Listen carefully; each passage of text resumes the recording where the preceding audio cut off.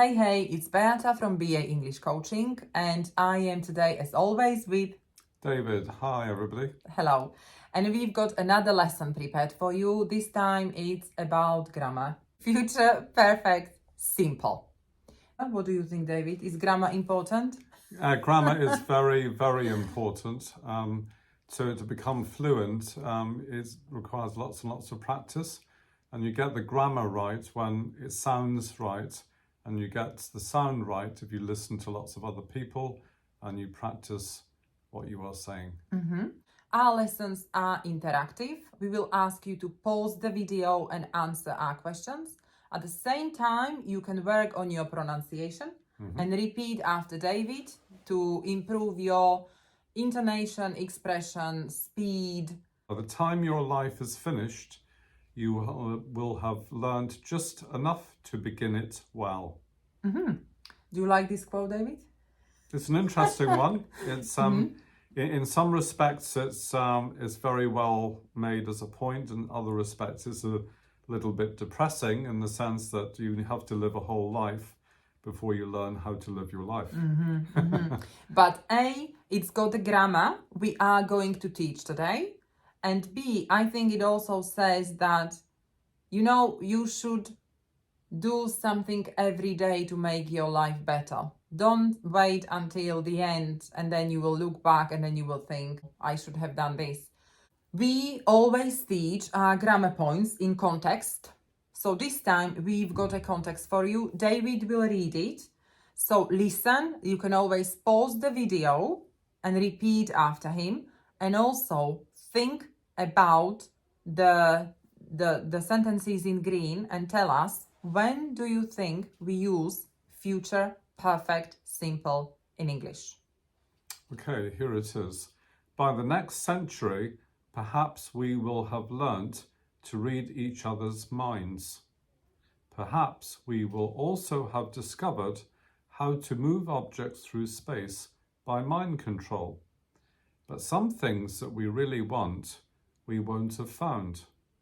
In the Middle Ages, we never discovered how to turn metal into gold. Will we have contacted alien forms of life on other planets? Will we have learnt how to communicate with them? Who knows? What do you think, David? Anything's possible. Yes. Anything's possible. So you have a text, as we said, have a look at the sentences and tell us, when do we use future perfect simple in English? Pause the video and try to come up with some answers. We hope you have got some ideas. When do we use future perfect simple in English, David? Okay, it's usually to say something will be finished by a particular time in the future. We imagine a certain point of time in the future and we look back at events that will be completed by that time. So, for example, by next summer, he will have finished his degree. By the next century, perhaps we will have learnt to read each other's minds. By the time we get to the cinema, the film will have already started. Put a timeline here. It's good to learn grammar with pictures. And why is it important, David? Why should we have pictures? Okay, well, I think it's important to have visual information as a learning aid because psychologists have shown pretty conclusively that if you use visual information to teach concepts, a lot of students are what we call visual learners. Some students are symbolic learners and they are happy with just reading words and phrases. But if you add a picture to an explanation, it creates an extra dimension to your learning, and it's also a really good way to remember concepts by visualizing what they look like in your own mind. So you tend to hang on to the concept much more firmly. It's a little bit like having a hook in your mind. And it's not easy to teach grammar, especially tenses, because there are so many of them and learners always find it difficult. I know I had to learn all these tenses, so I know how it feels. So when you look at it, you will see that we've got the past, the future, and then, as David said, we use the future perfect simple when you imagine a certain point in the future and then you look back at the events. And how I learned this tense was that I, for example, with the sentence, by the 13th of June, I will have bought a new car. You can imagine that it is the 13th of June. And what would you say? You would say that I have bought a new car. Because it's in the future, you need to add will. So then the sentence, I have bought a new car, will become, I will have bought a new car. So this is how I learned and understood this tricky tense. So imagine you are in the future, and then what would you say? And then only add will. So let me know if this little tip helps you as well. Human being and the human brain likes to set itself objectives, targets, and goals. And this is one way of setting yourself an objective, target, or a goal by saying what you want to have achieved by a future date. And again, I've used the word by. So by the 13th of June, I will have bought a new car. And that's something that helps you to focus on that objective. Yes, that's a really good point, that we should always have goals and objectives. And then you will know how to talk about them. Okay. Exactly.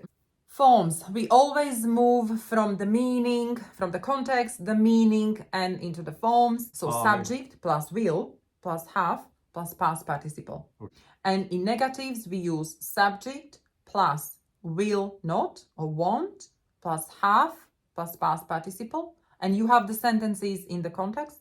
And in questions, you swap will subject with will, and again, plus have plus past participle. Hopefully now you understand when we use future perfect simple. You understand, the meaning, the use, the function, also the forms. So now we are going to test you. There are 4 mistakes in this short text. Pause the video and try to find and correct the 4 mistakes in the use of the future perfect simple tense. So hopefully you have found all 4 of them. David is going to read the text for you. Again, pause the video and you can repeat after him to work on your pronunciation. Okay, by May, I'll have been a teacher for 10 years and will have earned almost the same salary for 5 years. That's why I've made a decision to go back to university this year. First, I'm going to start saving for tuition. By July, I'll have worked out how much it will all cost me. Then I'll start applying. In August, I'll talk to my boss about working part-time. By that time, I'll have already saved enough to pay for a term's tuition. Did you find all 4 mistakes, and were they correct? Did you correct it? Did you correct it correctly? How do you say, David? Did you correct it correctly? Did you find your mistakes? Yes. And correct them? Yes. Can we just have a quickly look at the mistakes? So by May, I'll be a teacher for 10 years. Imagine it's May, and then you say, I have been a teacher for 10 years. And then you add will. I will have been a teacher for 10 years. The same with by July, I will have worked out how much. Imagine it's July and you will say, I have worked out how much it will cost me. And you only add will. I will have worked out how much it will cost me. Yes, so hopefully you have understood future perfect simple, the use, the meaning, the function of this tense. And you can talk confidently about your future, but looking at it from the present. And as we said, visualization is a big thing these days. Everybody talks about this. If you want to achieve something, have a picture in your mind. It helps memory and it helps us to store the information. So try to store this information in visual form. That's what David said. It's visual information conveys things in 3 or even more dimensions, as well as the 3 dimensions. You've got the dimension of time, so you can represent past, present, and future in the form of a picture or a symbol. If you have found this lesson enjoyable, please like it, share it, and subscribe to our channel. The next tense will be future perfect continuous, and we've got other interesting lessons for you ready. So thank you for watching. Hope you found it useful, and as always, don't be the same. Be awesome. Okay. Thank you. Thank you, everybody. Bye.